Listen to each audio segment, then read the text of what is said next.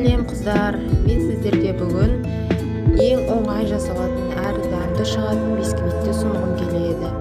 Бұл үшін бізге 150 грамм ұн, 150 грамм қант және 5 жұмыртқа қажет. Ең алдымен біз жұмыртқа мен қантты водяной баняда жақсылап араластырып аламыз.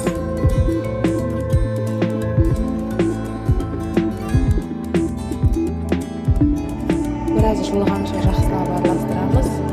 Қанты тез еру керек. Одан кейін барып 20 минуттай миксерлейміз.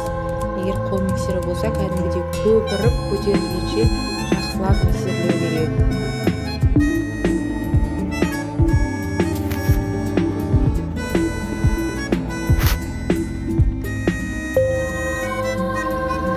Қант пен ұнды міндетті түрде өлшеп алу керек қыздар. Одан кейін сетадан өткізіп, ұнымызды осылай видеодағыдай араластырамыз. Өте қатты көп араластыруға да болмайды, өйткені біздің массамыз отырып қалуы мүмкін. 2-3 бөлікке бөліп осылай араластырамыз, астынан жоғары қарай.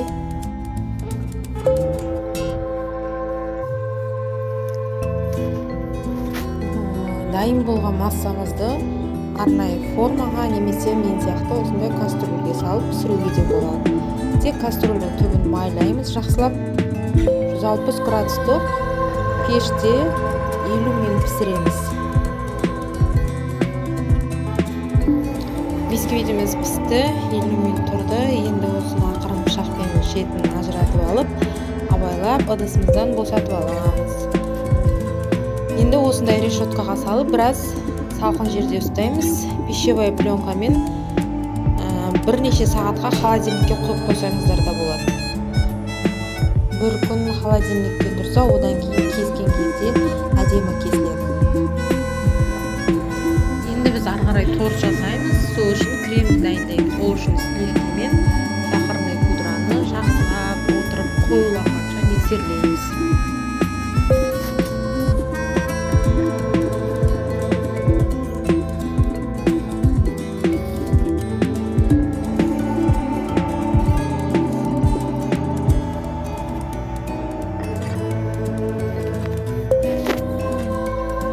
Бисквитімізді 3 бөлікке бөліп, тортымызды жинаймыз.